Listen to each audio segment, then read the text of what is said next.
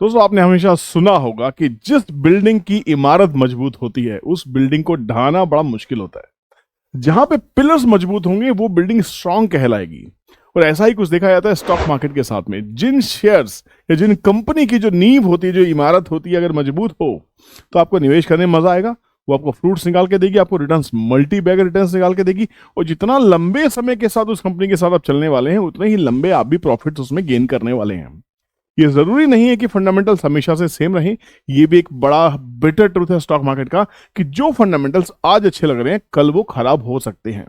इस वीडियो को बनाने के पीछे पर्पस ये है कि क्या एक सिंपल तरीके से फ्री टूल्स को यूज करके, क्या आप, अगर आपने कॉमर्स की पढ़ाई नहीं भी की है, आप साइंस के स्टूडेंट्स हैं, आप आर्ट्स के स्टूडेंट्स हैं, आप स्टॉक मार्केट में नए नए आए हैं या प्रो हैं, बिगिनर नहीं है, पुराने भी हैं, बट आप फंडामेंटल्स को चेक करना नहीं जानते, तो क्या अगर आपकी क्वालिफिकेशन चार्टर्ड अकाउंटेंसी नहीं है, अगर आप ICWA नहीं है, आप CACS नहीं है, आपने कॉमर्स की पढ़ाई कभी की ही नहीं, क्या तब भी आप किसी कंपनी के फंडामेंटल्स एक प्रोफेशनल की तरह चेक कर सकते हैं? ये वीडियो बनाने का जो पर्पस है वो यही है कि आप क्या उस बिल्डिंग की नींव को मजबूती से चेक कर सकते हैं कि क्या वाकई बिल्डिंग जिस पे आप खड़े हैं वो सही है या गिरने वाली है। क्योंकि अगर आप ऐसी गिरने वाली बिल्डिंग पे जाके घर ले लेंगे तो क्या पता कब वो ढह जाए। वैसे ही आपकी इन्वेस्टमेंट अगर ऐसी कंपनीज में अगर लगा देते हैं जिनकी फंडामेंटल्स बिल्कुल भी अच्छे नहीं है तो लॉसेस कभी भी हो सकते हैं। वो कंपनी भी ताश के पत्ते की तरह ढह सकती है। और ऐसा ही हमने होते हुए देखा है बहुत पुरानी कंपनीज में। सत्यम कंप्यूटर्स एक टाइम पे बहुत ही शानदार कंपनी हुआ करती थी, फंडामेंटल्स खराब हुए, कंपनी गर्त में चली गई। वैसा ही यस बैंक के साथ में हुआ, वैसा ही आपके साथ में DHFL के साथ में हुआ। बहुत सारी ऐसी कंपनीज हैं। हर्षद मेहता के टाइम पे ऐसी ऐसी कंपनीज थी जिनके भाव इन्फ्लेट किए गए थे, फंडामेंटल्स के अगेंस्ट थे। उस समय लोगों को फंडामेंटल्स चेक करने नहीं आते थे, उस समय आर्टिफिशियल इंटेलिजेंस लोगों के दिमाग में नहीं थी, उस समय बहुत सारी टेक्नोलॉजी लोगों के दिमाग में नहीं थी। आज मैं उन लोगों का शुक्रिया अदा करना चाहूंगा जिन लोगों ने बहुत सारे ऐसे स्क्रीनिंग वेबसाइट्स बनाए हैं, ऐसे बहुत सारे स्क्रीनर्स बना लिए जहां पे आप जाके कंपनी के फंडामेंटल्स को चेक कर सकते हैं। बशर्ते अगर आप स्टॉक मार्केट में नए भी हैं तब भी आप ये पता कर पाएंगे, कहीं ना कहीं आपको ये हिंट मिल जाएगी कि हाँ ये कंपनी निवेश करने के लायक है या नहीं है। हालांकि फंडामेंटल एनालिसिस बहुत ही डीप रिसर्च का विषय है, एक वीडियो में उसको समझाना बहुत मुश्किल है। दोस्तों वीडियो को देखते बहुत लोग हैं बट लाइक कम लोग करते हैं और कमेंट्स बहुत कम लोग करते हैं, तो ज्यादा से ज्यादा लोगों तक वो वीडियो पहुंच नहीं पाती क्योंकि यूट्यूब का एल्गोरिथम है कि अगर वीडियो के ऊपर डिस्कशन चल रहा है, वीडियो पे कमेंट्स है, लाइक्स है, इसका मतलब वो वीडियो एंगेजिंग है। अगर आपको लगता है ये वीडियो किसी के काम आ सकती है तो प्लीज अभी के अभी एक बार लाइक प्रेस कर दीजिए, वीडियो को शेयर करना बिल्कुल मत भूलिएगा और कमेंट सेक्शन में कमेंट जरूर कीजिएगा ताकि मैं इंप्रूव कर सकूं आपको बढ़िया नॉलेज लेके आने के लिए। आप समझते हैं क्या फंडामेंटल्स को चेक करना वाकई इतना आसान है? भाई मैं तो प्रोफेशनल नहीं हूं, मैं तो बस 12th की पढ़ाई की है मैंने तो, है ना, पर मुझे गूगल करना आता है, मुझे इंटरनेट करना आता है। मैं तो आर्ट्स का स्टूडेंट हूं, मैं तो एक हाउस वाइफ हूं, मैं एक रिटायर्ड हूं, मुझे तो पता नहीं भैया CACS वाले काम कैसे, मुझे क्या पता P&L कैसे देखना चाहिए, मुझे क्या पता बैलेंस शीट क्या होती है, मैंने तो कभी बनाई नहीं। इन सभी सवालों का जवाब इस वीडियो में देने वाला हूं, तो प्लीज बने रहेंगे। वीडियोस थोड़ी लंबी ही होगी, शॉर्टकट नहीं है कोई भी, क्योंकि आपको हाथ पकड़ के सिखाने का कसम खाई है, प्रण लिया है। और इस चैनल के ऊपर में जितनी भी वीडियोस आपको मिल रही हैं, चाहे वो स्टॉक एनालिसिस की हो, चाहे बाजार के एनालिसिस की हो, सारी डिटेल्ड है, हिंदी में है, आपकी अपनी मातृभाषा में है, एक आसान लैंग्वेज में जो आपको समझ में आनी चाहिए। तो वीडियो को ज्यादा लंबा नहीं करते हैं, let's get to the point guys. तो आज का हमारा विषय रहेगा कि how to check fundamentals before investing. ये बड़ा जरूरी है। किसी के कहने से मैंने कह दिया, विपुल की एक वीडियो आई, HCC में पैसा लगा लो भैया, और लगा दिया, खराब हुआ तो क्या आपको पता है कि मैं सही बोल रहा हूं? मैंने कहा पटेल इंजीनियरिंग में पैसा लगाओ, एक वीडियो बनाई है ना, आपने देखा, बड़ा पसंद किया आप लोगों ने। क्या जरूरी है मैं सही हूं? मैं गलत भी हो सकता हूं। थोड़ा सा दिमाग, थोड़ी सी बुद्धि, थोड़ा सा समय, एक डेली सोप का ड्रामा देखने से अच्छा है आधे घंटे 15 मिनट एक स्टॉक की स्टडी में की जाए, स्क्रीन पे टाइम दे दिया जाए जो आपको ये बता सकता है कि हाँ मेरा निवेश शायद कुछ सही है। तो सबसे पहले हमको क्या क्या करना चाहिए, बिल्कुल स्टेप बाय स्टेप कोशिश करेंगे। वो 4-6 पॉइंट्स जो इंपॉर्टेंट है, आपको बहुत ज्यादा डिस्कस नहीं करने वाला हूं, बहुत ज्यादा डिटेल में नहीं जाने वाला हूं, बहुत ज्यादा कॉम्प्लिकेट नहीं करने वाला हूं, टू दी पॉइंट। अगर कहें तो शॉर्टकट क्या हो सकता है? मेरे 20 साल का एक्सपीरियंस, क्या मैं आपको इस 20 मिनट में दे पाऊंगा? This is the point guys, this is the catch. Let's go and find out कि करना क्या चाहिए। सबसे पहले आपको करना है तो करना क्या है? एक बात बताइए मुझे, अगर हमें ये चेक करना है कि हमें घर लेना है एक एरिया में, बड़ा ध्यान से समझना, एक एरिया में घर लेना है, तो आप उसके फंडामेंटल्स को कैसे चेक करेंगे कि वो एरिया कैसा है? सबसे पहले आप मुझे बताते चलिए, मैं आपके पॉइंट्स को नोट करता चलता हूं, शायद आपके पॉइंट्स मेरे पॉइंट से मैच करने वाले हैं ना। तो यहां पे अगर मान लो मुझे घर लेना है तो मैं शायद सबसे पहले मैं उसकी लोकेलिटी देखूंगा, सबसे पहले, है ना, क्योंकि मैं जिस एरिया में रह रहा हूँ मैं उससे अच्छे एरिया में जाना ही पसंद करूंगा। मेरे बच्चों की एजुकेशन का सवाल है, स्कूल अच्छे होने चाहिए, है ना। तो नेबरहुड कैसा होगा ये देखना पड़ेगा। नेबरहुड कैसा है, आसपास में फैसिलिटीज क्या है, क्या आसपास में कोई हॉस्पिटल है जो आज की डेट में बहुत इंपॉर्टेंट है, क्या अच्छे स्कूल्स हैं जो बहुत इंपॉर्टेंट है, क्या ग्रोसरी शॉप्स हैं, ग्रोसरी शॉप्स, क्या मे बी वेजिटेबल मार्केट, है ना, वेजिटेबल मार्केट। और क्या हो सकता है, और क्या हो सकता है आपकी पसंद की चीजें, है ना, वहाँ दूध वाला टाइम पे आता हो, वहाँ सब्जी वाले घर के पास आ जाते हो, सस्ती चीजें मिलती हो, रीजनेबल मिलती हो, स्टेशनरी की शॉप हो, बच्चों की एजुकेशन का सामान मिल जाए, और हमें रिक्रिएशन के लिए फॉर एग्जांपल मॉल्स, मॉल्स मिल जाए, है ना, साथ में पीवीआर मिल जाए तो मजा आ जाए ना, सिनेमा कोई भी हो जाए, कोई भी सिनेमा हो, रात को मन करे तो भैया उठ के 15-20 मिनट पे ट्रैवल किया और एक मूवी हॉल में मिल जाए, एक शॉपिंग करने के लिए मॉल मिल जाए, क्या चाहिए इससे ज्यादा।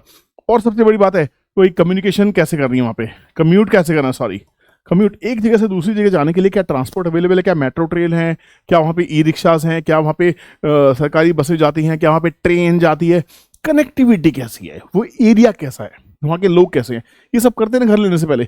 और फिर उसके बाद में आप देखते हैं budget. Last but not the least, आप बजट चेक करते हैं, भैया मेरा बजट 1 करोड़ का मकान लेने का है, 50 लाख का फ्लैट लेने का है, 2 करोड़ में जा सकता हूँ, 3 करोड़ का लग्जरी लेना है, या मुझे 20 लाख का एक छोटा सा एलआईजी लेना है। तो आपका अपना अपना बजट है, ये सारी फंडामेंटल एनालिसिस के पार्ट होते हैं। वैसे ही जब एक कंपनी के पास आप चलते हैं, आई होप आपको समझ में आ गया होगा, तो सबसे पहले आपको उस कंपनी में क्या देखना चाहिए, कहां देखना चाहिए, ये हम वीडियो में आगे बढ़ते रहेंगे, देखते रहेंगे। सबसे पहले ये नोट करते हैं कि फंडामेंटल्स किन पॉइंट को देखते हुए समझ में आना चाहिए। बिल्कुल टेक्निकल लैंग्वेज यूज नहीं करने वाला जिससे आपको लगे कि भाई मैं तो चार्टर्ड अकाउंटेंट हूं और आपको कुछ आता नहीं, ये मेरा पर्पज नहीं है। तो सबसे पहले एक बात बताओ, कोई भी कंपनी है, वो कंपनी मजबूत है या वो कंपनी अच्छी है, कैसे पता लगेगा। एक एग्जाम्पल देके बात करता हूं, कार, आज कार सब खरीदना चाहते हैं, है ना, आपके आसपास में कार मेकिंग कंपनीज कितनी हैं। मारुति, कार से समझते हैं। सबसे पहले अगर हम कार एज ए सेगमेंट समझते हैं, सपोज मुझे कार के अंदर निवेश करना है, कार के शेयर्स में निवेश करना है, तो सबसे पहले मेरे पास में कौन कौन सी अवेलेबल ब्रांड्स हैं, मारुति, राइट, Hyundai, होंडा, और क्या है, और क्या है बताओ, फिर आपके पास में किया आ गई है, राइट। तो कहने मतलब अगर मान लो सब 4 कंपनीज पसंद करते हैं ना, और एक कंपनी हम लेते हैं फोर्ड, फोर्ड को भी नाम में शामिल करते हैं।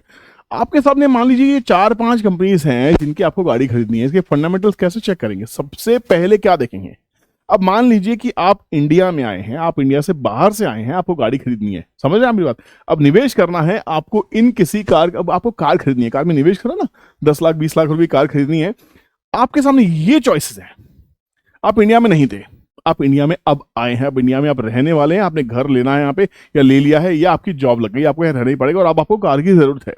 सबसे पहले क्या देखेंगे, क्या अपने आसपास देखने की कोशिश करेंगे कितनी ज्यादा कार तादाद में कौन सी कंपनी की है, हर दूसरी कार कौन सी दिखाई दे रही है, समझ में आ रहा है। तो प्रेजेंस, क्या आपके आसपास की प्रेजेंस, मतलब ये प्रेजेंस कैसे होगी। अगर आपको हर दूसरी गाड़ी मारुति की दिखाई देती है हिंदुस्तान में, या तीसरी गाड़ी Hyundai की दिखाई देती है, या चौथी गाड़ी होंडा की दिखाई देती है, और अब आपको किया सेल्टोस वगैरह वगैरह चीजें दिखाई देती हैं, और फोर्ड की कोई गाड़ी नहीं दिखाई देती, तो फोर्ड तो कट हो गया, अब फोर्ड तो नहीं लेने वाले हो। अब आपके पास ये 4 चॉइसेस हो गई, मतलब आपने प्रेजेंस को देखा। प्रेजेंस कहां से आएगी, प्रेजेंस आएगी सेल से, बड़ा ध्यान से समझना। क्यों, माल बिका है तभी तो प्रेजेंस है। अगर गाड़ी बिकी ही नहीं होती तो किसी ने खरीदी नहीं होती। किसी ने बेचा माल, किसी ने खरीदा, और ज्यादा तादाद में बिका और ज्यादा तादाद में खरीदा गया, तो मतलब यह है कि अगर हर बार गाड़ी आपको सड़क पे दिखाई दे रही है तो आप समझ सकते हैं भैया इंडिया में मारुति के लोग दीवाने हैं। क्यों, अब इसके अंदर डीप डाइविंग करेंगे।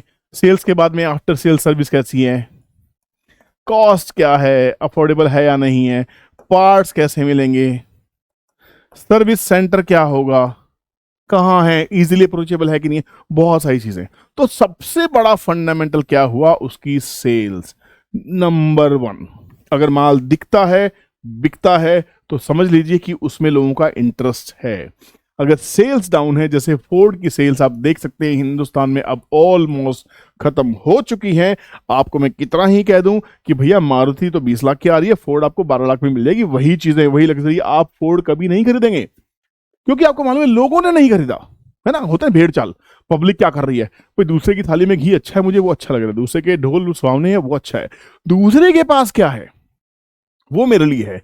ए के पास मारुति है तो मैं भी मारुति देख लूंगा, ए के पास अगर हुंडा है, सपोज कीजिए इंडिया में हुंडई हुंडई हुंडई हुंडई बिकने लग जाए तो लोग हुंडई की तरफ जाएंगे। एक टाइम था सिर्फ मारुति थी, अब सेकंड बेस्ट सेलिंग गाड़ी कौन सी है इंडिया में, हुंडई। तो यहां पे अगर मुझे मारुति नहीं लेनी, I still have a choice with Hyundai.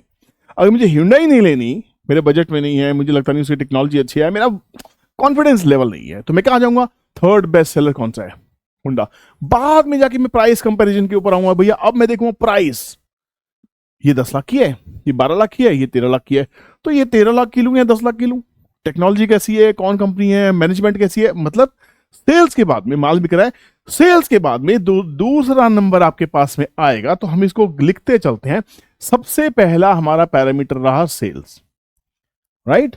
दूसरी बात रही किस ब्रांड की है, ब्रांड कहां से निकल के आता है, ब्रांड निकल के आता है मैनेजमेंट से। फॉर एग्जाम्पल अगर हम अंबानी ब्रदर्स की बात करें तो अनिल अंबानी एक ब्रांड है, मुकेश अंबानी एक ब्रांड है। अब आपको समझ में आ गया होगा कि मैं आपको क्या कहना चाह रहा हूं, आपको कौन से ब्रांड को खरीदना है, कौन से ब्रांड को नहीं खरीदना। वैसे ही सेल्स के बाद में हम चेक करेंगे उसका मैनेजमेंट कौन है, कैसे हैं, क्या ट्रैक रिकॉर्ड है, कितनी पुरानी कंपनी है, कब से चली आ रही है। रीसेंट एग्जांपल है सुज़लोन का। सुज़लोन कहीं जाके एक पेनी स्टॉक हो गया था, अब वो मिड कैप स्टॉक में कन्वर्ट हो गया। 6 रुपए के आसपास वो स्टॉक धक्के खा रहा था और एक टाइम पे वो 1000 रुपए की कंपनी थी। 1000 रुपए पे भी वो भाव बहुत अच्छा था, क्योंकि कंपनी ने जो सेगमेंट में लॉन्च किया था वो शायद अच्छा सेगमेंट था, ग्रीन एनर्जी की बातें थी, बट उस टाइम पे नहीं हो रही थी, बहुत फ्यूचरिस्टिक थे मिस्टर तुलसी तांतियान। मैं सुज़लोन को खरीदने की बातें नहीं कर रहा, मैं समझाने की कोशिश कर रहा हूँ। तुलसी तांतियान एक ब्रांड रहे हैं, उन्होंने कंपनी को मरने नहीं दिया, कंपनी फिर भी मर गई। 6 रुपए के आसपास शेयर आ गया, कंपनी बहुत डेट में आ गई, पर कंपनी को एनसीएलटी में नहीं लेके गए, डिसॉल्व नहीं किया, बेचा नहीं, एग्जिट नहीं किया, कंपनी को मेंटेन करने की कोशिश की। Unfortunately he is no more with us, वो अब ईश्वर को प्यारे हो चुके हैं। अब भी उनकी कंपनी काम कर रही है। 6 रुपए का भाव आज 50 रुपए के आसपास टच करने को है, 42 रुपए के आसपास का हाई लगा चुका है। आज जाके ग्रीन एनर्जी का खेल चालू हो रहा है। तो मतलब मैनेजमेंट सॉलिड थी, तो शायद 1000 रुपए के भाव से कंपनी को 6 रुपए तक जाते आते भी कंपनी को बंद नहीं किया। उसके बावजूद भी वर्ल्ड में लार्जेस्ट पाई है इनके पास में किसका, ग्रीन एनर्जी के बिजनेस का, ग्रीन एनर्जी के बिजनेस का। तो मतलब फंडामेंटल्स कंपनी के सही है, मैनेजमेंट शानदार है, तो कंपनी यहां तक लेके आई है। सेल्स देखी, मैनेजमेंट देखी।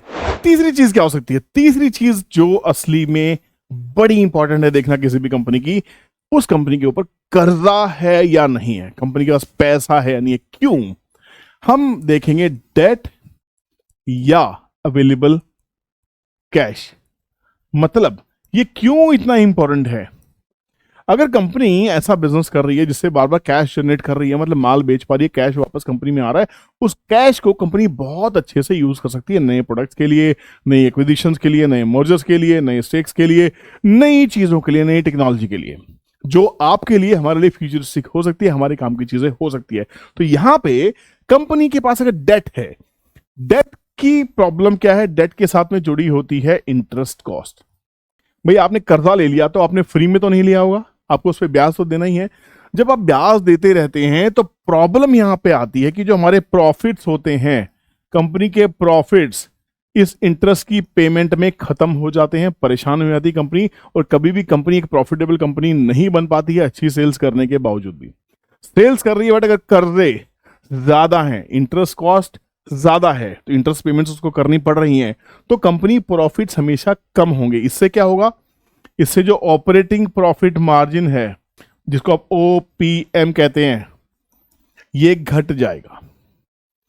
एक कंपनी 50% के प्रॉफिट मार्जिन में काम करती है, कमाल है, थोड़ी सी सेल्स करके भी वो जिंदा रहेगी, बहुत अच्छा पैसा बनाएगी, डिविडेंड आपसे शेयर कर लेगी, प्रॉफिटेबल कंपनी कहलाएगी।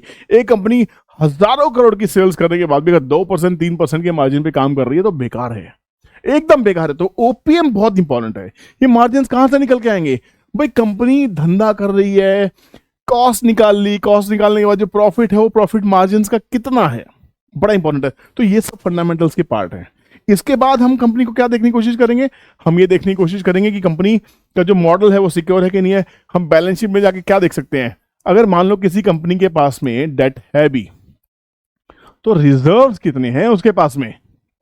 रिजर्व्स वो एक चीज होती है, अगर कंपनी को फॉर एग्जांपल अगर मान लीजिए किसी कंपनी के पास में 2000 करोड़ की डेट है, बड़ा ध्यान से समझिएगा, और कंपनी के पास 20,000 करोड़ के रिजर्व्स हैं, मतलब कंपनी ने रिजर्व्स प्लान किए हुए हैं, कंपनी ने ये 20,000 करोड़ की वैल्यू अपने पास रोक के रखी हुई है, बचा के रखी हुई है, वो बैलेंस शीट में दिखाई दे रहे हैं।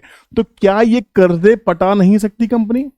ये 2000 करोड़ के कर्जे एक पीनट्स की तरह से हैं, और 20,000 करोड़ को अगर माल हम लिक्विडेट करने की कोशिश करेंगे तो ये 2000 करोड़ तो एक झटके में खत्म हो जाएंगे।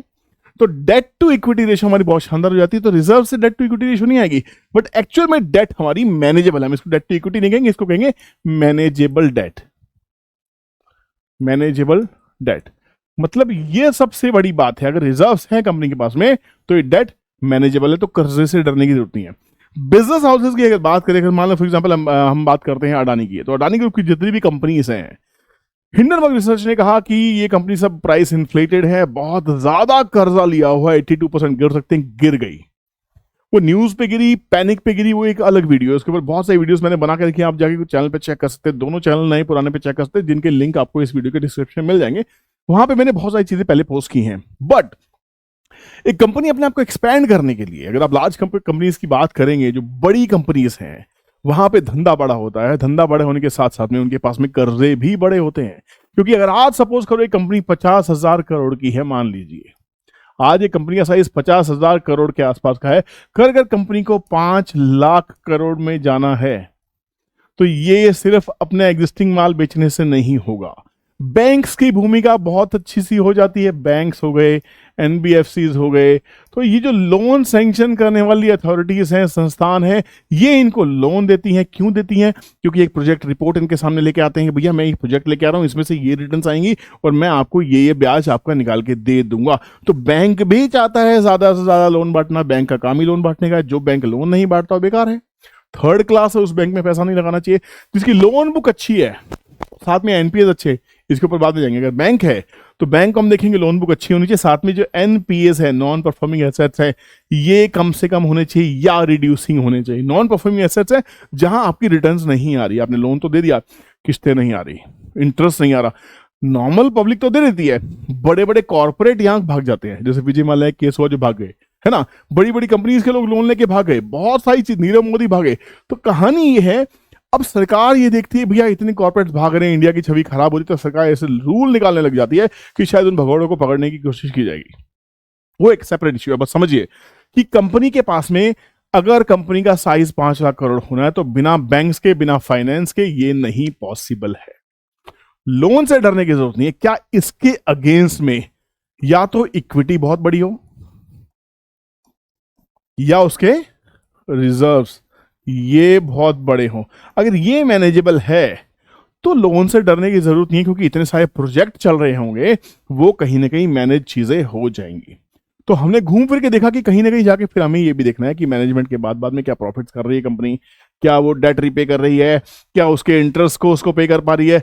सब कुछ करने के बाद में अगर कंपनी रिटर्न्स निकाल पा रही है, return on equity and return on capital employed, ये दो चीजें हमें ये बताएंगी कि कंपनी धंधा क्या कर रही है, कितना पैसा कंपनी कमा पा रही है, प्रॉफिट में है या लॉस में है। अगर कंपनी रिटर्न्स कर रही है, जो इन्वेस्टमेंट किया है, जो इक्विटी रेज की है, अगर उसके अगेंस्ट में जो कैपिटल रेज की है जो धंधे में लगाने के लिए, अगर वो उसको फ्रूटफुली रिटर्न्स निकाल पा रहे हैं, that means company is sound. तो इसको बेटर का समझा जाता है, कंपनी की आरओसी या आरओई कम से कम 10% के ऊपर तो होनी चाहिए, फेयरली प्राइस्ड कंपनी की, कम से कम 10%, 2, 4, 5% की आरओसी वाली कंपनी का आप अवॉइड कर सकते हैं इनिशियल स्टेजेस में। बहुत ज्यादा डिटेल्स अगर आपके पास में, फॉर एग्जांपल मैंने एक इन्वेस्टमेंट किया था टीटागढ़ के अंदर में, जिस टाइम टीटागढ़ के अंदर इन्वेस्टमेंट किया मैंने, उसके बहुत से फंडामेंटल्स से नहीं थे, बट मेरे पास में बहुत बड़ी न्यूज थी कि सरकार वंदे भारत एक मिशन की तरह लेके आ रही है, सरकार रेलवे का जाल बिछाने वाली है। मेरा इन्वेस्टमेंट 140 से 160 रुपए के आसपास था, मैंने उस इन्वेस्टमेंट को 800 से 900 के आसपास में लिक्विडेट किया, प्रॉफिट बुक किया, बड़ा शानदार। ये मैं तब कर पाया जब एक खराब फंडामेंटल्स की कंपनी में, क्योंकि वो पूरा पूरा सेक्टर ऐसे अंधेरे कोने में बैठा हुआ था जहां पे रेलवे नहीं बनाई जा रही थी, बस सरकार ने जब एक लाइमलाइट दिखाई, सिल्वर लाइनिंग दिखाई कि भैया मैं इसमें एक्सपेंशन करना चाहता हूं क्योंकि मैं अवेयर था, क्योंकि मैं मुस्तैद था, मैं सोच रहा था कि कहाँ निवेश करना है। मेरे सामने न्यूज़ आई, मैंने उसको आकलन किया, स्टडी किया, मैं अच्छा निवेश कर पाया और खराब फंडामेंटल्स वाली कंपनी के फंडामेंटल्स भी आज अच्छे हो गए। ये मैटर ऑफ चांस है कि क्या आप सरकार को रीड अच्छे से कर रहे हैं, क्या बजट अच्छे से सुन रहे हैं। 2024 का बजट आने वाला, बड़ा ध्यान से सुनना, सरकार कहाँ पैसा डालने वाली, बहुत इंपॉर्टेंट है।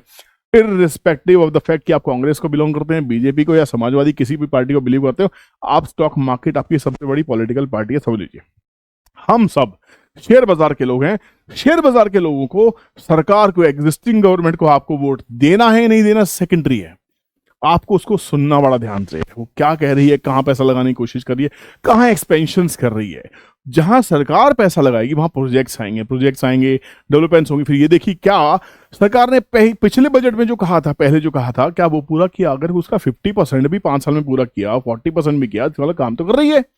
60 किया तो बहुत अच्छा, 70 किया तो शानदार, माशाल्लाह। प्रोजेक्ट्स पूरे किए तो बस ब्लाइंड बिलीव, सीधी सी बात है ना, ब्लाइंड बिलीव नहीं करना चाहिए बेटा, कर सकते हैं भाई। पहले किया है 10 में से अगर 6 प्रोजेक्ट पूरे किए हैं, 4 बचे आगे हो जाएंगे यार, है ना। तो नए प्रोजेक्ट्स पे काम होता रहेगा। तो ये सारी चीजें यहाँ फंडामेंटल्स है, इसको सबको चेक करने के लिए आपके पास में एक होना चाहिए टूल जो फ्रीली अवेलेबल हो।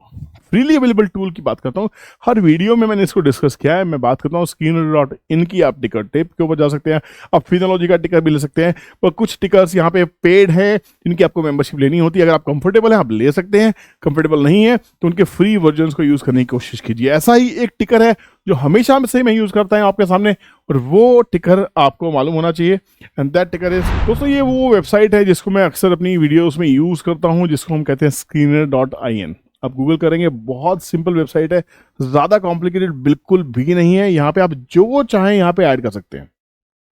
आप जो चाहे यहाँ क्लिक करिए, आपको जो लिखना है ऐड हो जाएगा। जनरली सबसे पहले क्या देखना चाहिए कि कंपनी का साइज क्या है।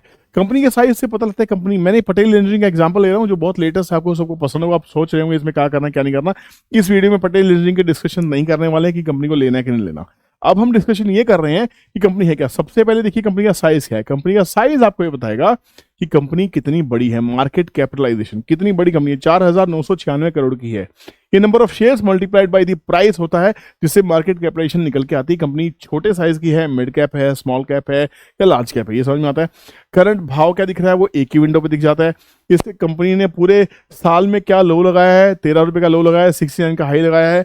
डिविडेंड कंपनी नहीं देती है। डिविडेंड कब देती है कंपनी, जब कंपनी प्रॉफिट कर रही होती है, अपने हिस्से में से आपको कुछ शेयर देती है, उसको डिविडेंड कहते हैं। यहाँ पे कंपनी की फेस वैल्यू क्या है, ठीक है, 1 रुपए की फेस वैल्यू है। कंपनी के पास कर्जे क्या है, 2005 करोड़ के कर्जे हैं। अब 5,000 करोड़ की कंपनी और साथ में 2005 करोड़ के कर्जे हैं, मतलब 50% से ज्यादा का डेट है, तो कहीं ना कहीं प्रॉब्लम वाली बात है, समझ लीजिए। 5,000 अगर ये कर्जे के बदले में रिजर्व्स होंगे कंपनी के पास में, तो शायद ये कंपनी फंडामेंटली थोड़ी सी ठीक कहलाएगी। अब बात करते हैं रिटर्न ऑन कैपिटल एम्प्लॉयड की। जो कंपनी ने कैपिटल उठाया हुआ है, जिसको एम्प्लॉय किया हुआ है, जिस काम पे लगाया हुआ है, जिस कैपिटल को 13% निकाल के दे रही, ठीक है, ओके है। 10% से ऊपर हो तो अच्छा है। रिटर्न ऑन इक्विटी ये 7% के आसपास है। ये धीरे धीरे ठीक होगा क्योंकि कंपनी के पास पहले काम नहीं था। प्लेज को देखने की कोशिश कीजिए। प्लेज परसेंटेज, ये प्लेज का मतलब ये है कि जो प्रमोटर के अपने शेयर्स हैं वो कितने गिरवी रखे हुए हैं। ये गिरवी क्यों रखे होंगे, फाइनेंस लेने के लिए, पैसा उठाने के लिए, कि भाई मेरे को कुछ पैसे की जरूरत है, मेरे शेयर्स आप रखो, मुझे पैसा दे दो, जब मैं परफॉर्म करूंगा तो प्लेज को रिलीज करा लूंगा। प्लेज होना कोई बहुत बड़ा नेगेटिव पॉइंट नहीं है, बट अगर प्लेज है तो एक रेड फ्लैग तो बन जाता है कि हाँ ये कंपनी ने शेयर्स प्लेज करके रखे। प्रमोटर को अपने ऊपर विश्वास तो है, बट प्रमोटर के पास शायद पैसा नहीं है, राइट। तो प्लेज परसेंट 88% शेयर प्लेज है। अब अगले क्वार्टर में फंडामेंटल्स को चेक करना कैसे चाहिए, एक क्वार्टर से लेके दूसरे क्वार्टर में। आप सबने सुना होगा कि एक शेयर का तिमाही नतीजा, क्वार्टरली प्रॉफिट या रिजल्ट आ गए हैं। क्वार्टर 1, क्वार्टर 2, क्वार्टर 3, क्वार्टर 4, एक साल में 4 क्वार्टर्स रहते हैं। अप्रैल मई जून एक क्वार्टर रहा, जुलाई अगस्त सितंबर दूसरा क्वार्टर रहा, अक्टूबर नवंबर दिसंबर थर्ड क्वार्टर रहा, Jan Feb March fourth quarter. तो आपको हर क्वार्टर के रिजल्ट क्वार्टर के खत्म होने के बाद पता लगते हैं। वहां पता लगेगा क्या प्लेज छुड़वाया या डेट को खत्म किया या आपके प्रॉफिट्स बढ़े कि नहीं बढ़े। अब सबसे पहले हम चलते हैं इसके ऊपर में ये देखने के लिए कि क्या इसकी सेल्स हैं कंपनी की। तो सेल्स देखने के लिए आपको Skinner.in के ऊपर में या ऊपर बहुत सारी आपको ये चीजें दिखाई दे रही होंगी। अब आप यहाँ पे देख सकते हैं बहुत सारी चीजें, यहाँ से आप इसको चार्ट देख सकते हैं, यहाँ इसका डिटेल एनालिसिस कर सकते हैं। पीयर्स इस ग्रुप की कौन कौन सी कंपनी सेगमेंट में, वो यहीं के यहीं देख सकते हैं। क्वार्टर्स, हर क्वार्टर में कैसा परफॉर्म कर रही है, पिछले कुछ सालों के क्वार्टर्स आप देख सकते हैं। कंपनी प्रॉफिट लॉस कितना कर रही है वो देख सकते हैं, उस साल का कितना प्रॉफिट लॉस है।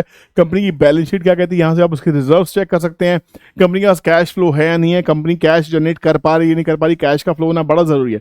अगर पैसा अटक गया है तो कंपनी सड़ जाएगी, कंपनी स्टेल कंपनी होगी, वो लिक्विडेट नहीं कर पा रही, पैसे का यूज नहीं कर पा रही। अगर कैश फ्लो कंपनी के पास में ठीक ठाक है तो कंपनी कैश को रोटेट कर पा रही है। रेशियोज, कुछ फाइनेंशियल रेशियोज हैं जो आपके काम आएंगे, देख सकते हैं। इन्वेस्टर्स, ये बहुत ही इंटरेस्टिंग कॉलम है जहां पे हमें ये देखना चाहिए कि शेयर्स किसके पास है। एफआईज के पास में है, डीआईज के पास में, पब्लिक के पास माल भरा हुआ है, या प्रमोटर के पास खुद के पास है। डॉक्यूमेंट्स आप चेक कर सकते हैं, जहां पे आप एनुअल रिपोर्ट्स वगैरह चेक कर सकते हैं। बड़ा इंपॉर्टेंट कॉलम है। साथ में इनिशियली आप देखेंगे तो कंपनी के बारे में सबसे पहले आपको यहां पता लगेगा, आपको एक टिप आई कि भाई पटेल इंजीनियरिंग खरीद लीजिए।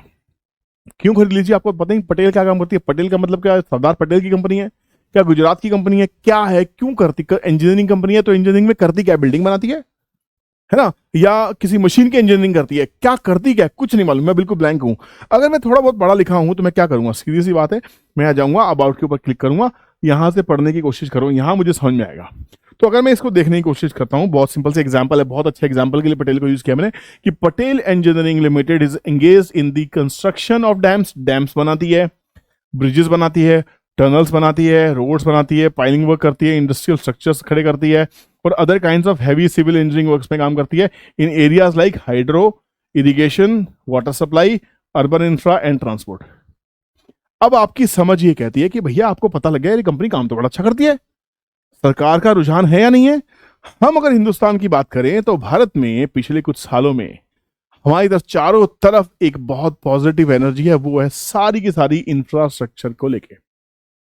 अगर भारत में हम मेक इन इंडिया की बात करें, अगर भारत में हम मेड इन इंडिया की बातें कर रहे हैं, तो या कहीं ना कहीं इंफ्रास्ट्रक्चर के बिना हम नहीं कर सकते, ये हमारी बैकबोन है। अगर हम विदेश में जाते हैं, अगर हम विदेश जाते हैं तो हम क्या देखते हैं, वहां की बिल्डिंगे, वहां के ऑफिस, वहां की सड़कें, वहां का यातायात, वहां के मैनेजमेंट, ये सब चीजें हम देखते हैं। हम वहां पे चलने वाली गाड़ियों को देखते हैं, हम वहां पे ऑफिस के सेटअप्स को देखते हैं, वहां के कानून व्यवस्था को देखते हैं, बहुत चीजों को हम देखते हैं, छोटे छोटे टोल ब्रिजेस को देखते हैं, डैम्स को देखते हैं, अंडरपासेस को देखते हैं, बड़े इंप्रेस होते हैं। यहाँ पे आके हम कहानी गाते हैं, मजा आ गया, स्विट्जरलैंड गया था मजा आ गया, बैंकॉक गया था बड़ा मजा आ गया, वहां की बिल्डिंग क्या शानदार थी, है ना, नेपाल गया था वहां ये हुआ, श्रीलंका में ऐसा था, और बर्मा में ऐसा था, इंडोनेशिया में ऐसा था। तो हम इंफ्रास्ट्रक्चर की कंपेरिजन करते हैं, क्योंकि जो दिखता है वो अपील करता है। हम बात कर रहे हैं एक ऐसे सेगमेंट की जो इंफ्रास्ट्रक्चर का सेगमेंट है, और सरकार का रुझान बहुत क्लियर है कि we are going to make India a world class infrastructure country. Believe me, this is possible within next 10 years. This is going to happen. Believe me, mark my words today. उसके बाद में हमने देखा कि भाई सरकार कह रही है हाँ इधर काम होना चाहिए, तो मेरे हिसाब से मुझे ये कंपनी कहीं ना कहीं मेरे रडार में, मेरी वॉच लिस्ट के अंदर में, मैं इस कंपनी को ऐड कर लूंगा।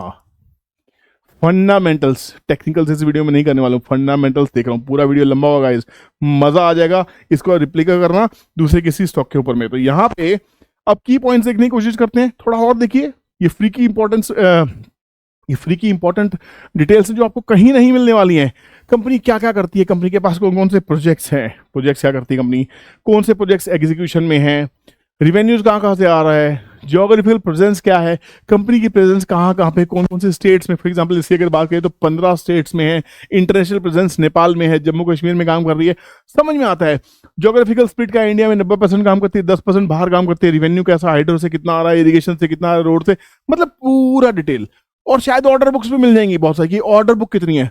अब हमने बात की थी 3000 करोड़ के ऑर्डर की, ध्यान रखना 3000 करोड़ के डेट की। कंपनी के पास 20,000 करोड़ के ऑर्डर्स हैं। कब? अगस्त 2023, हम दिसंबर 2023 में वीडियो बना रहे हैं। आपके ऐसे वीडियो हो सकता है 20, 21, 22 हो जाए, मुझे मालूम नहीं कभी शूट हुई, कब टीम इसको डालने वाली है, बट मेरे लिए आपकी वीडियो का इंपॉर्टेंस ये है कि जिस स्टॉक को हम स्टडी करें उसका बेस्ट स्टडी होना चाहिए, एज एग्जाम्पल भी। तो कंपनी के पास 20,000 करोड़ के ऑर्डर हैं। हमने देखा कंपनी के पास ऑपरेटिंग प्रॉफिट मार्जिन क्या, वो चेक करेंगे। रिटर्न ऑन इक्विटी कंपनी 6-7% के आसपास निकाल रही थी, हमने देखा था, याद है कुछ, है ना। और आरओसी जो था वो कहीं ना कहीं 13% के आसपास था। तो रिटर्न कंपनी निकाल रही है, सब्सिडरी क्या है, फलाना दिखाने कंपनी क्या है, पूरा पढ़ डालो, पूरा पढ़ डालो। निवेश करना है, अपने बच्चे खुद ही पालते हो ना, अपने बच्चे पालने के लिए किसी और को तो नहीं देते, तो अपने शरीर को खुद पालना सीखो, पूरा पढ़ना सीखो भैया, ढंग से अंग्रेजी समझ में ना आए ना तो अंग्रेजी का हिंदी वर्जन में गूगल में जाना, गूगल ट्रांसलेशन में जाके लिख लेना कन्वर्ट इंग्लिश टू हिंदी, वो हिंदी में निकाल के दे देगा, तब तो पढ़ना आ जाएगा।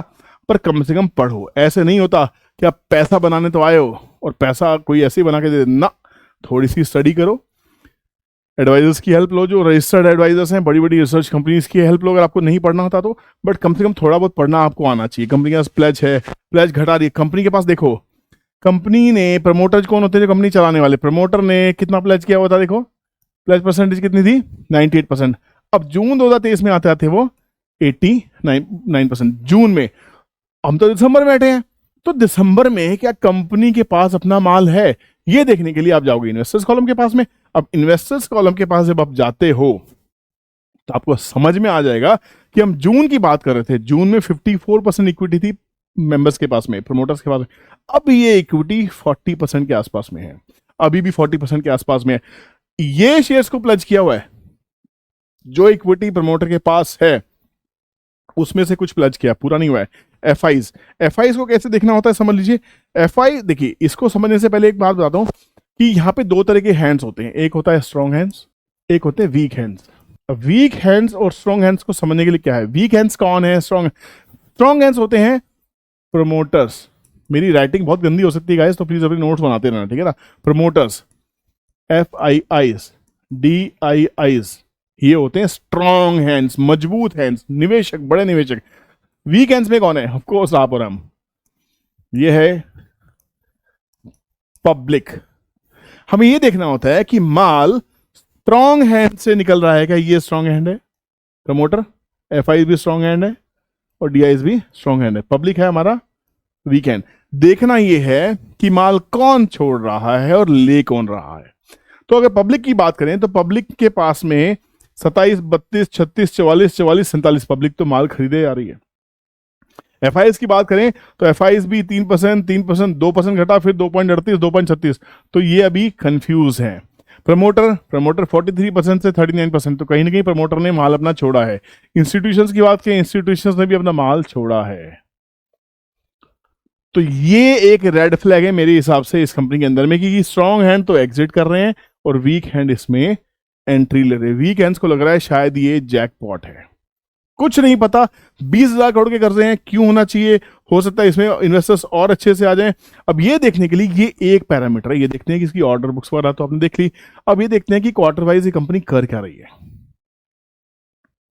20,000 करोड़ के कर्जे हैं और 14% का ऑपरेटिंग प्रॉफिट मार्जिन है, OPM, ये मैं आपको बताया था मैंने, ऑपरेटिंग प्रॉफिट मार्जिन 14% के आसपास है।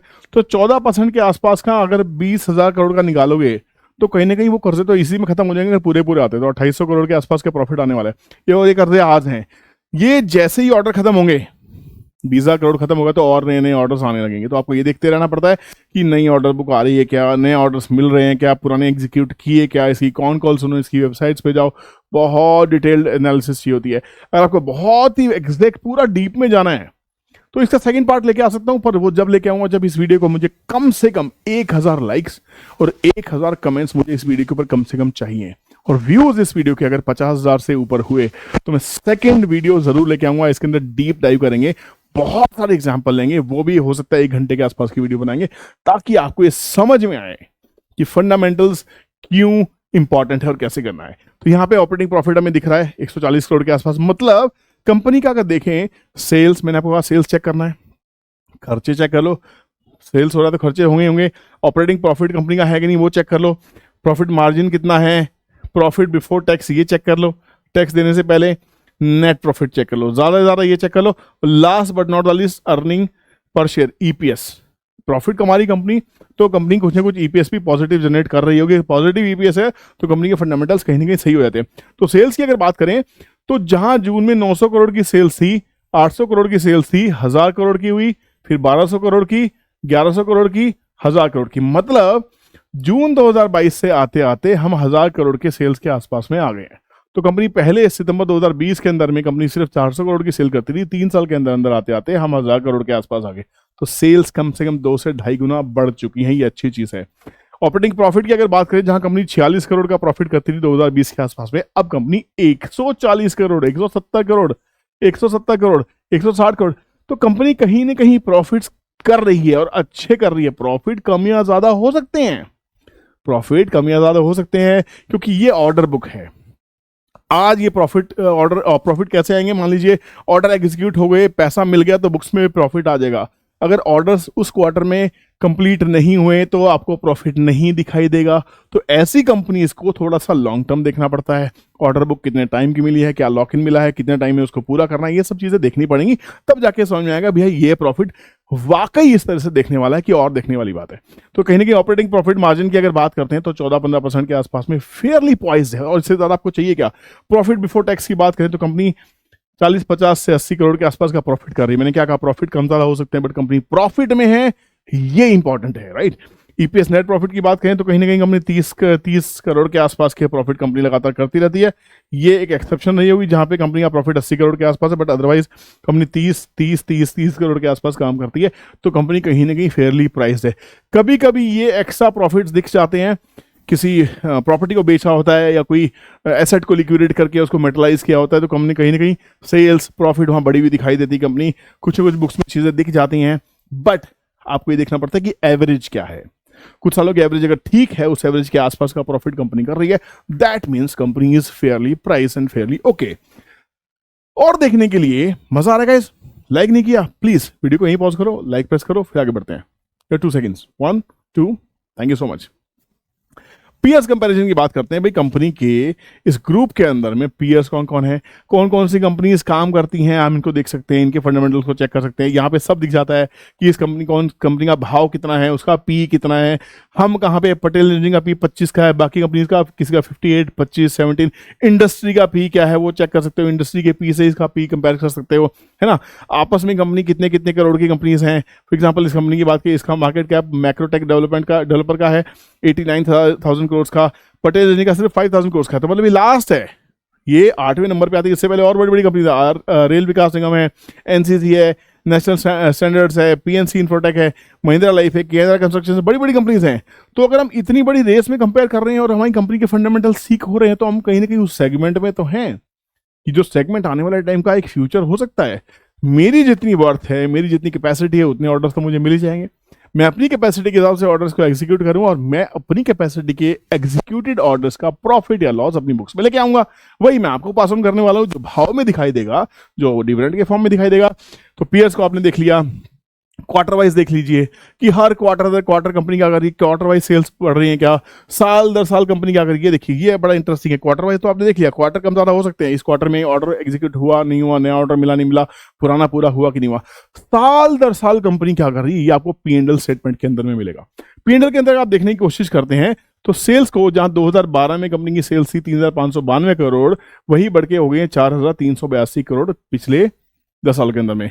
ये उतार चढ़ाव चलते रहे। 2018 में 2,200 करोड़ की सेल्स हैगी, 2,300 करोड़ की सेल्स, 2,600 करोड़ की सेल्स, 2,000 करोड़ की 2021 में, 2020 के बाद में कुछ फॉल आया था, पर यहाँ पे दुनिया बंद थी तो यहाँ पे फॉल सबके साथ आए होंगे। यहाँ से कंपनी को ऑर्डर्स बहुत तगड़े मिले हैं और अभी तक की हाईएस्ट सेल कंपनी कर रही है, राइट। ऑपरेटिंग प्रॉफिट 460 करोड़ के होते थे, ऑपरेटिंग प्रॉफिट 640 करोड़ के आसपास हमारी कंपनी काम कर रही है। प्रॉफिट मार्जिन साल दर साल 15% का मेंटेन कर रही है। Profit before tax company 250 crore के आसपास का है, जो बहुत ही सही है, जो इंक्रीजिंग है। नेट प्रॉफिट अगर आप देखने की कोशिश करें 72 करोड़, 183 करोड़, 194 करोड़ कंपनी काम कर रही है, प्रॉफिट बना के दे रही है। तो आपको इसमें परेशान होने की जरूरत नहीं है। मैं पटेल की तरफदारी नहीं कर रहा हूं, मैं आपको सिखा रहा हूं कि फंडामेंटल्स में कैसे कैसे चीजें चेक करनी है, राइट। और इसके बाद में हम जाने की कोशिश करते हैं कि प्रॉफिट के बाद में हमसे बात की, इन्वेस्टर्स की बात की। चार्ट आप देख सकते हैं इसके पास में जाके कि चार्ट कैसा चल रहा है ना। चार्ट अगर देखना चाहे तो यहाँ पे प्राइस ऑन एनएससी कैसा है, इस पे अगर 50 डीएमए पे क्लिक करें तो 50 दिन की मूविंग एवरेज के ऊपर चल रहा है क्या, 200 डीएमए के ऊपर भी चल रहा है क्या। तो कहा जाता है कि अगर प्राइस 50 और 200 के आसपास का एक गोल्डन क्रॉसओवर कहा गया है कि अगर ये गोल्डन क्रॉसओवर हो गया तो स्टॉक अगर इसके ऊपर निकला तो स्टॉक तेज है। तो ये भाव थे कहीं ना कहीं 18 से 20 के आसपास में, जहां मैंने एंट्री की थी, मेरे काफी जानने वालों ने एंट्री की थी। यहां से हम लेके बैठे, स्टॉक हमने 64 रुपए के आसपास अभी तक होल्ड किया हुआ था, पार्शियल प्रॉफिट बुकिंग किया, बट बिल्कुल टॉप तक। क्यों? गोल्डन क्रॉसओवर हुआ, टेक्निकली स्टॉक चला, वॉल्यूम्स आई, बायर्स आने लगे, बुर्ज खलीफा मूवमेंट्स इन वॉल्यूम्स, मतलब इन्वेस्टर्स का इसमें रुझान आना शुरू हुआ। ये रिटेल की ताकत नहीं है, रिटेल की बिल्डिंग ये होती है छोटी छोटी। ये जो बिल्डिंग्स है ये स्मार्ट मनी होते हैं, ये बड़े बड़े इन्वेस्टर्स, बड़े बड़े प्लेयर होते हैं, इंस्टीट्यूशंस हो सकते हैं। आपने बहुत बड़े नाम को सुना होगा, विजय केडिया जी। विजय केडिया जी ने इसमें निवेश किया था, राइट। इसको उनकी भी न्यूज आई थी। तो बड़ी जो वॉल्यूम्स होती हैं बड़े निवेशकों की होती है। मैं ये नहीं कह रहा विजय केडिया जी ने पैसा लगाया तो आप भी लगाइए, वो उनकी सोच समझ, उनकी स्टडी रही। मैंने पैसा लगाया, मेरी सोच समझ रही, मेरी तरह और इतने हजारों लोगों ने पैसा लगाया। आपको लगाना है, आप अपना डिसीजन लीजिए। तो कहीं ना कहीं टेक्निकली आपको थोड़ा बहुत यही दिख जाता है। फिर आपको पटेल इंजीनियरिंग के बारे में पूरी डिटेल्स आपको मिल गई। एनालिसिस आप कर सकते हैं कि कंपनी के डेटा डेज इंप्रूव हुए हैं, कंपनी के कॉन्स क्या है, नेगेटिव्स क्या है, ये सब चीज़। नेगेटिव प्रॉफिट आपको यहाँ दिख सकते हैं कंपनी के बारे में। क्वार्टर्स देख लिया, बैलेंस शीट देख ली, रेशोज देख सकते हैं। रेशोज में बहुत इंपॉर्टेंट रेशोज आपके पास मिल सकती हैं कि डेटा डेज कितने, पहले डेटा डेज कितने हुआ थे, 61 डेज होते रहे, अब 2023 में 46 है, ये अच्छा इंप्रूव हुआ है। कैश कन्वर्जन साइकिल कितने दिन की है, अब 46 दिन में कैश कन्वर्ट हो रहा है, तो ये अच्छा है। आरओसी अगर देखें 11-12% के आसपास की, अब 14% के आसपास है, ये भी ठीक है कहीं ना कहीं, राइट। तो घूम फिर के डॉक्यूमेंट्स के ऊपर जाएंगे तो यहाँ पे ही आप क्लिक कर सकते हैं फाइनेंशियल ईयर के ऊपर में। यहाँ पे आपको एनुअल रिपोर्ट्स मिल जाएंगी। यहीं पे आपको कंपनी की जो रिसेंट न्यूज रहेंगी, डेवलपमेंट्स रहेंगी, वो सब फाइलिंग्स के बारे में डिटेल यहाँ मिलेगी। आप फाइनेंशियल ईयर पे क्लिक कीजिए, एनुअल रिपोर्ट आपके सामने मिल जाएंगी। इसको पूरा डिटेल पढ़िए, कंपनी के बारे में, कंपनी क्या कर रही है, इसमें कंपनी क्या क्या चीजें लिखी। 250 पन्ने की, आप कहेंगे 250 पन्ने कौन पढ़ने वाला है भैया, पैसे लगाने करोड़ों रुपए, तो 250 पन्ने पढ़ने पड़ेंगे। इसे बहुत बहुत गिनी चुनी चीजें आप देख सकते हैं, कंपनी क्या करती है, कंपनी के बारे में इनिशियल चीजें हैं। स्लाइड शोज में आपको मिलेंगे पूरी डिटेलिंग आप पढ़ सकते हैं बैठ के। कंपनी की प्रेजेंस क्या है, देखिए मैंने लास्ट से वेबसाइट बनाई थी, आपको बिल्कुल एग्जैक्टली बताया था कि कहाँ का प्रेजेंस है। मैं कोई भी ऐसी चीजें नहीं बनाता हूँ, ऐसी प्रेजेंटेशन नहीं क्रिएट करता हूँ जिससे आपको लगे कि मैं आपसे ज्यादा समझदार हूँ। मेरा पर्पज इन वीडियोस को बनाने का है कि जैसे मैं बाजार को देखता हूं, जैसे मैं स्टॉक्स को देखता हूं, जितनी सिंपलिसिटी से मैं देखता हूं, क्या आप देख सकते हैं। तो purpose of this video was कि can we really check fundamentals easily in Hindi. जी हाँ, क्या हम कंपनी के फंडामेंटल्स को चेक कर सकते हैं निवेश करने से पहले, बहुत ही आसान तरीके से, फ्रीली अवेलेबल सोर्सेज के through, by looking at some parameters. I hope ये वीडियो आपको पसंद आई होगी। और पटेल में क्या करना है ये डिसीजन आपका है। इसके ऊपर वीडियो देखनी है तो चैनल के ऊपर वीडियो अवेलेबल है, प्लीज जाके देखिए, दोस्तों में बताइए। और अगर आपने अभी तक कंजूसी की हुई है, लाइक नहीं प्रेस किया तो माय डियर फ्रेंड्स, एक लाइक तो बनता है ना, लाइक प्रेस कीजिए, कमेंट सेक्शन में कमेंट कीजिए, फीडबैक छोड़िए, आगे बढ़िए। चैनल को सब्सक्राइब करने के साथ साथ में बेल नोटिफिकेशन को हिट करना मत भूलिएगा, नहीं तो नोटिफिकेशंस नहीं आएगी। वीडियो अच्छा लगा तो प्लीज मोटिवेट करके जाएगा, ताकि आपको नई वीडियो नए टॉपिक पे लेके आ सकूं। और हाँ, वीडियो का टारगेट है 1000 लाइक्स और 1000 कमेंट्स कम से कम, 50,000 व्यूज कम से कम, ताकि मैं आपको और डिटेल में इसके ऊपर में सेकंड पार्ट इसका लेके आ सकूं। दोस्तों, एक वीडियो ऑप्शंस के ऊपर में, how to trade options, complete course from beginner to advance बना चुका हूं, रिकॉर्ड हो चुका है। अगले 23 तारीख के लिए स्केड्यूल कर दिया गया, नेक्स्ट सैटरडे आपके लिए वो वीडियो अवेलेबल हो जाएगा। तो स्टे ट्यून दोस्तों, को बता के रखना, बहुत मजा आने वाला है, बहुत नॉलेज मिलने वाली है। सिंपल तरीके से ऑप्शंस को कैसे बाय करना है ये भी आपको इसी चैनल में मिलने वाला है, कहीं और वो कंटेंट नहीं मिलने वाला है। तो अभी के लिए साइन ऑफ करता हूं। मेरा नाम है विपुल कौशिक, आपका दोस्त। बाय बाय, जय हिंद।